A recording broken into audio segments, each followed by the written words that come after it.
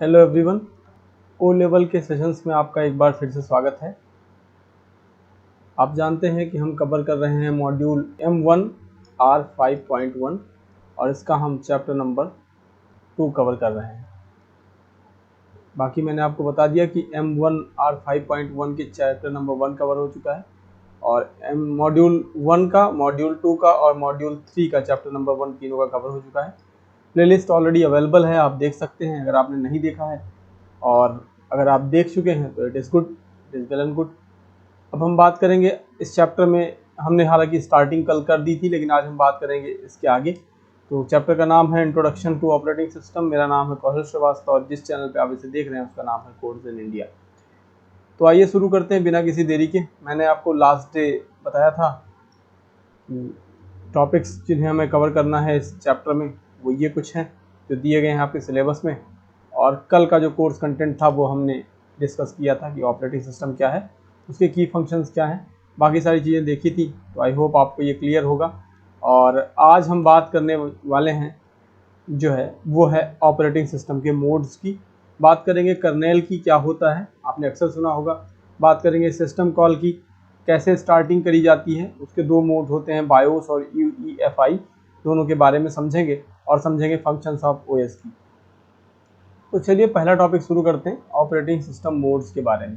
Operating system की definition पिछले दिन हमने पढ़ी थी, तो हमने आपको बताया था कि ऑपरेटिंग सिस्टम बेसिकली क्या करता है कि ये एक ऐसा सिस्टम सॉफ्टवेयर है जो यूज़र और कंप्यूटर हार्डवेयर के बीच में इंटरफेस क्रिएट करता है या इंटरमीडिएटरी के तौर पे काम करता है ना। ये स्ट्रक्चर मैंने आपको समझाया था, यूज़र, एप्लीकेशन, ऑपरेटिंग सिस्टम, और यूज़र और हार्डवेयर के बीच में ऑपरेटिंग सिस्टम ये इंटरमीडिएटरी का काम करता है। तो यहाँ तक बात हुई थी, आज हम उससे आगे बात करेंगे। ऑपरेटिंग सिस्टम मोड्स की बात करें तो बेसिकली आपको दो मोड देखने को मिलते हैं। एक होता है यूज़र मोड जो कि आप क्लाइंट मोड कह सकते हैं, दूसरा होता है कर्नल मोड जिसे आप सर्वर मोड भी कह सकते हैं। ठीक है, तो यूज़र मोड की बात करें, यूज़र मोड क्या होता है, तो ये बेसिकली एक्चुअल इंटरफेस जो होता है वो शो करता है। यूज़र इंटरफेस का मतलब है कि यूज़र और सिस्टम के बीच में यूज़र मोड जो होता है वो एक्चुअल इंटरफेस के लिए जाना जाता है, इंटरफेस के तौर पे जाना जाता है, ऐसे कह सकते हैं।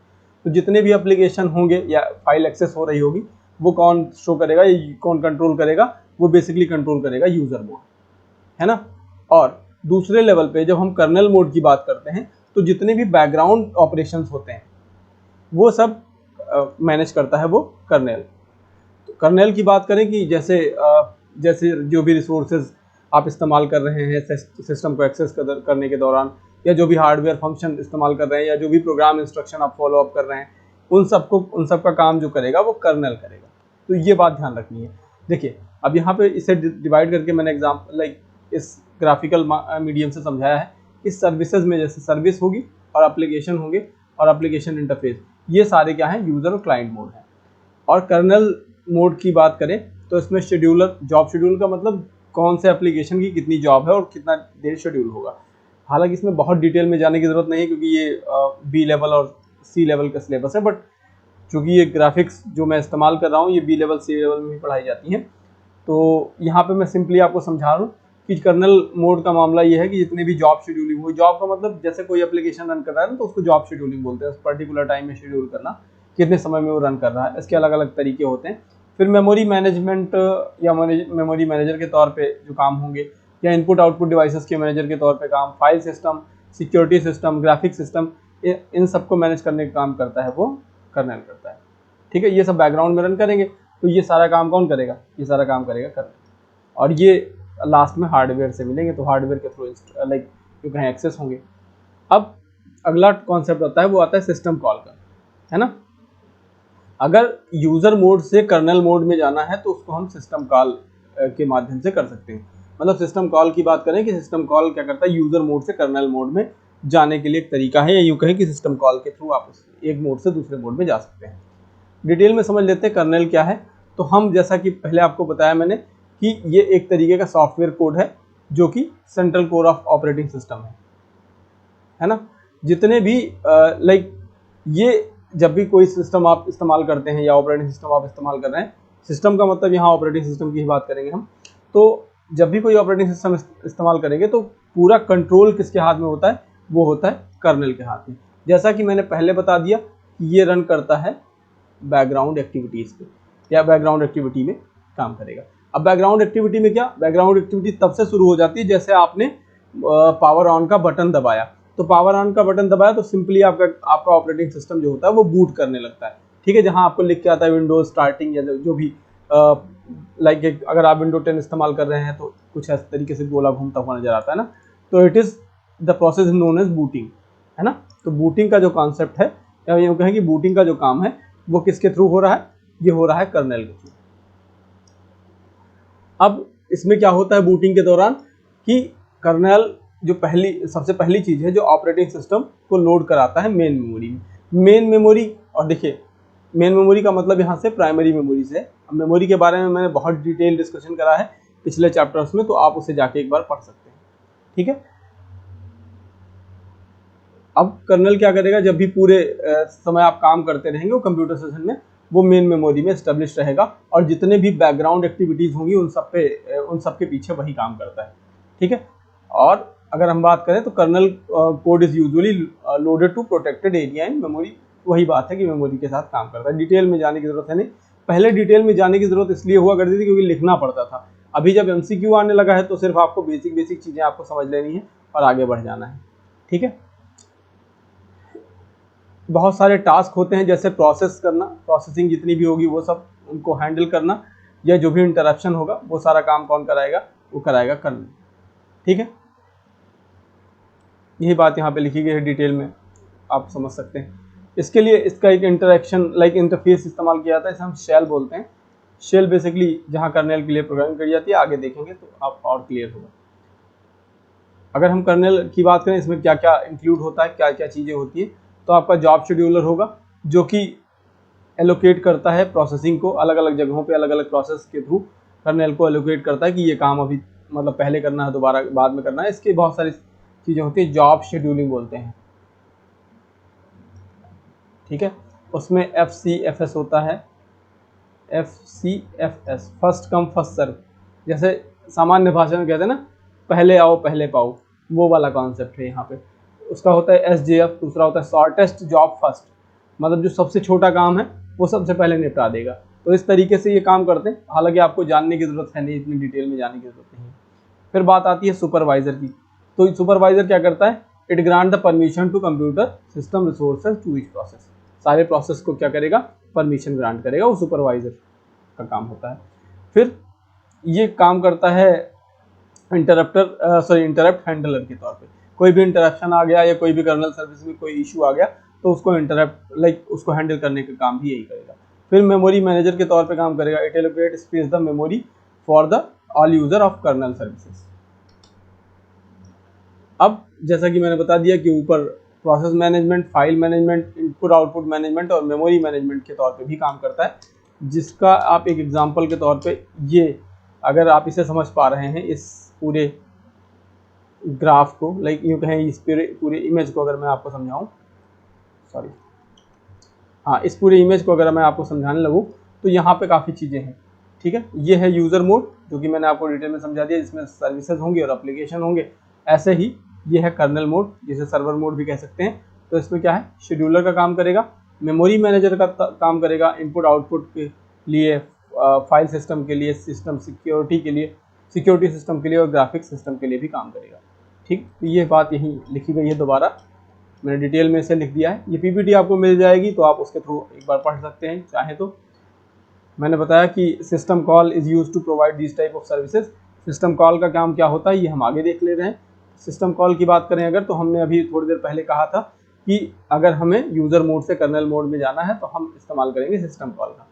यहाँ पे डिटेल में दिया गया है कि इट इज़ अ प्रोग्रामेटिक वे, जहाँ पे कंप्यूटर क्या करता है, एप्लीकेशन रिक्वेस्ट जनरेट करता है from the kernel to the operating system on which they executed.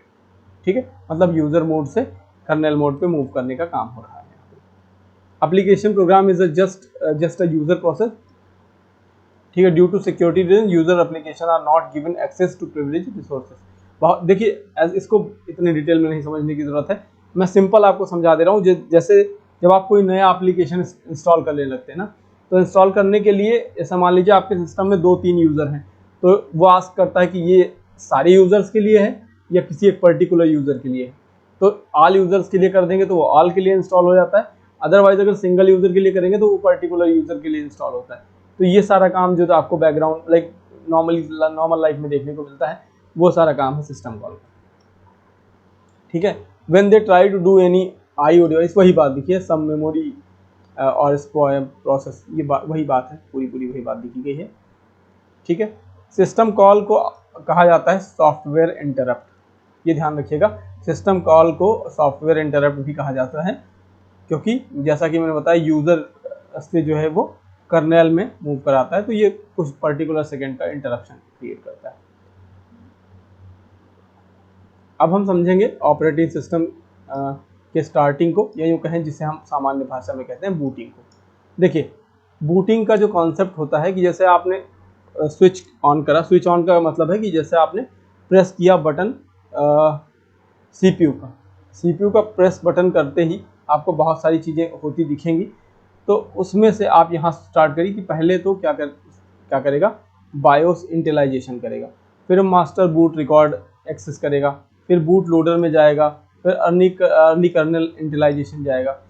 अब दो तरीके हो सकते हैं, या तो प्रोटेक्टेड मोड में ओपन करिए, देखिए जब ओपन करिए तो ये देखने को मिलता है, आपको दिखेगा कि you want to run it on protection mode, और दूसरा होता है फुल कर्नल इंटिलाइजेशन। ठीक है, तो फर्स्ट यूज़र मोड प्रोसेस होगा, और इसी को हम इसी में हमें कर्नल सर्विस देखने को मिलती है। ये सारा काम जो होता है वो हार्डवेयर के थ्रू होता है यहाँ तक का, और ये जो है आपका इंटरनल सर्विस है, ये यूँ कहें कि ये सारा अगर हम प्रोटेक्टेड मोड की बात करें तो आपको ये सारा बैकग्राउंड में एक्टिविटी देखने को मिलेगी। इसे और डिटेल में थोड़ा समझने की कोशिश करते हैं। यहाँ पे मैंने बना रखा है, इसको ध्यान से देखिए, जब आप पावर ऑन करेंगे, है ना, तो ये क्या करेगा, स्विच करेगा इलेक्ट्रिसिटी मदरबोर्ड में, और wire called is voltage good line. अगर वोल्टेज गुड लाइन है तो आगे बढ़ेगा, और फिर ये power supply, if the power supply is good then the BIOS chips take over. अगर पावर सप्लाई क्लियर है तो फिर ये क्या करेगा, बायोस में लेके जाएगा इसे, और BIOS in real mode CPU is only capable using approximately 1 MB of memory built into the motherboard. इतनी छोटी मेमोरी की बात हो रही है यहाँ पे। ठीक है, the BIOS will do the power on self test, POST बोलते हैं। ठीक है, ये देखिए, ये क्वेश्चन पूछा जा सकता है, पोस्ट क्या है ना, तो ध्यान रखिएगा, CPU के या बायोस के संदर्भ में पोस्ट का मतलब होता है पावर ऑन सेल्फ टेस्ट। ठीक, अब ये पावर ऑन सेल्फ टेस्ट हो गया, उसके आगे बात होगी, तो उसके आगे बात करेगा MBR। ठीक है, BIOS will then look for the small sector at the very beginning of your primary hard disk which is called MBR। ठीक है, MBR का मतलब होता है मास्टर बूट रिकॉर्ड, यहाँ ध्यान रखिएगा ये वाला। MBR contain a list or map of all type of partition in your computer hard disk। देखिए जैसे C drive, D drive, E drive, तो इसका डेटा किसके पास होगा, MBR के पास होगा या मास्टर बूट रिकॉर्ड के पास होगा। आफ्टर MBR इज फाउंड, मतलब जैसे आमतौर पे हम क्या करते हैं, C ड्राइव में इंस्टॉल करके रखते हैं, तो जब वो मिल जाएगा तो बूट स्ट्रैप लोडर काम करेगा और फिर वो फॉलो करेगा इंस्ट्रक्शन को। ठीक है, और उसके बाद कर्नल इंटिलाइजेशन होगा, अर्ली कर्नल इंटिलाइजेशन स्टेज होगी, और फिर उसके बाद कर्नल एक्टिवेट हो जाएगा, फिर ये काम शुरू हो जाएगा जो आप करते हैं। ठीक, this code include the device drivers needed to use computer's RAM chip. इतने डिटेल में फिर से मैं कहूँगा कि बहुत जाने की जरूरत नहीं। अब चूंकि ये मैंने स्लाइड्स बनाई थी B लेवल और C लेवल के लिए, तो वो यूज़ कर रहा हूँ, इसलिए मैं थोड़ा और डिटेल में चला जा रहा हूँ, बट ठीक है, आप मतलब इतना ज़्यादा ना समझिए, थोड़ा थोड़ा भी समझ के काम चलाएंगे तो भी काम हो जाएगा आपको। बायोस और UEFI दो मोड देखने को मिलते हैं जब आप स्टार्ट करते हैं। नॉर्मली हम बायोस मोड में स्टार्ट करते हैं। बायोस का फुल फॉर्म होता है बेसिक इनपुट आउटपुट सिस्टम। ठीक है, तो बेसिकली ये क्या है, ये रोम या EEPROM जो भी होगा, है ना, बायोस फर्मवेयर स्टोर्ड, ये बेसिकली उसमें रैम या EEPROM या जो भी होगा उसमें बेसिकली आपका स्टोर रहता है। ये अच्छा, ये देखिए EEPROM के बारे में यहाँ लिखा गया है। EEPROM मैंने आपको ऑलरेडी समझा दिया है, EEPROM है ना, या प्रोम, इन सब के बारे में आपको ऑलरेडी बताया जा चुका है चैप्टर नंबर 1 में। ठीक है। तो ये बायोस फर्मवेयर कहाँ कहाँ स्टोर होता है, रोम या ईप्रोम में। ठीक, इसे हम लाइक फर्मवेयर के तौर पे भी जानते हैं या पीसी मदरबोर्ड के तौर पे आप जानिए। ठीक है, जब इनिशियल फेज होता है या बूट प्रोसेसिंग होती है तो ये फिर एक्सेस होता है, इतना डिटेल में फिर से जाने की ज़रूरत नहीं है, और फिर ये बूट लोडर के तौर पे काम करता है। अगर बूट लोडर फाउंड होता है तो फिर सारा कंट्रोल किसके हाथ में होता है, ये सारा चला जाता है कर्नेल के हाथ में। ऐसे ही UEFI जो होता है, इसका फुल फॉर्म पूछा जा सकता है, यूनिफाइड एक्सटेंसिबल फर्मवेयर इंटरफेस। ठीक, जो काम बायोस करता है वही सेम जॉब ये भी करता है, बट एक बेसिक डिफरेंस इसमें देखने को मिलता है, it store all data about initialization and start in .EFI file. ठीक है, अब ये EFI फाइल क्या होती है इसके बारे में हम और आगे डिस्कस करेंगे, instead of storing the firmware. तो फर्मवेयर की जगह पे ये .EFI फाइल को स्टोर करता है, इतना ध्यान रखिएगा। ठीक, जैसे आप पार्टीशन करते हैं तो उसमें .EFI पार्टीशन भी होता है, ध्यान रखिएगा। कई बार जब आप कह सकते हैं रीलोड करने लगते हैं या कहीं नया विंडो इंस्टॉल करने लगते हैं तो वो पूछता है एक पर्टिकुलर फाइल। UEFI जो है ये क्यों डिज़ाइन किया गया, जब बायोस से काम चल सकता था, लेकिन अब इसमें क्या है कि ये सपोर्ट करता है कुछ बहुत सारे फीचर्स को, मतलब जैसे ये सपोर्ट कर सकता है ड्राइव साइज 9 जेटाबाइट तक का, जबकि बायोस जो है वो सपोर्ट करता था केवल 2 टेराबाइट तक का। तो ध्यान रखिएगा जेटाबाइट ज़्यादा होता है। मेमोरी मैनेजमेंट में आपको मैंने बताया था, ये फास्टर बूट टाइमिंग देता है। फिर ड्राइवर सपोर्ट को लाइक इसमें फ़िलहाल डिक्रीज देखने को मिलता है, बट फिर चूँकि ये तेज़ काम करता है तो उतना ज़्यादा जाहिर नहीं होता। ठीक है, इसमें सिक्योर बूट जैसे ऑप्शंस होते हैं, ये सब ध्यान रखने हैं, एक नया चीज़ होता है। 32 बिट और 64 बिट दोनों मोड पे काम कर सकता है, जबकि बायोस आमतौर पे 16 बिट में काम करता है। तो ये सब चीज़ें देखने को मिलेंगी। ठीक है, GUI नेविगेशन आसानी से इस पर वर्क कर सकता है, ये ध्यान रखना है आपको। अब हम बात करेंगे फंक्शंस ऑफ ऑपरेटिंग सिस्टम की। यहाँ पे डिटेल में डिस्कशन इसका कल करेंगे, आज मैं आपको समझा दे रहा हूँ कि फंक्शंस ऑफ ऑपरेटिंग सिस्टम क्या है। देखिए कौन कौन से फंक्शंस होते हैं। पहला तो हमने बता दिया कि ये प्रोसेस को मैनेज करेगा। दूसरा अगर हम बात करें क्या करेगा, तो ये मेमोरी को मैनेज करेगा। तीसरा ये क्या करेगा, फाइल को मैनेज करेगा। चौथा ये क्या करेगा, इनपुट आउटपुट को मैनेज करेगा। पांचवा ये क्या करेगा, सिक्योरिटी और प्रोटेक्शन का ध्यान रखेगा। और सबसे ज़रूरी जो है वो है यूज़र इंटरफेस। तो ऑपरेटिंग सिस्टम के अगर फंक्शंस की बात करें तो ये आपको 6 फंक्शन देखने को यहाँ पे मिलेंगे। ठीक है, आमतौर पे आप एक शब्द में ये समझिए कि जितने भी मैनेजमेंट होंगे कंप्यूटर सिस्टम के बेस पे, वो सारा काम करेगा कौन, वो सारा काम करेगा ऑपरेटिंग सिस्टम। ठीक है, अब चाहे वो यूज़र इंटरफेस मैनेजमेंट की बात हो, चाहे वो प्रोसेस की बात हो, मेमोरी की बात हो, फाइल की बात हो, इनपुट आउटपुट की बात हो, सिक्योरिटी प्रोटेक्शन की बात हो, ठीक है, या कोई हार्डवेयर रिसोर्स आप जो भी नया ऐड करें उसकी बात हो, तो बेसिकली वो IO मैनेजमेंट में आ जाता है। सो आज के लिए इतना ही। Thank you for watching. कल हम बात करेंगे डिटेल में इसके ऑपरेटिंग सिस्टम के फीचर्स की, इसका क्या इस्तेमाल होता है। अगर ये सेशन आपको समझ में आ रहा है तो उसको शेयर कीजिए, सब्सक्राइब कीजिए हमारे चैनल को। बाकी आपकी कोई क्वेरीज हैं तो उसको कमेंट में पूछिए हमसे, ताकि हमें लगे कि आप एंगेज महसूस कर रहे हैं इससे और हमें थोड़ा काम करने में और मज़ा आए। तो थैंक यू।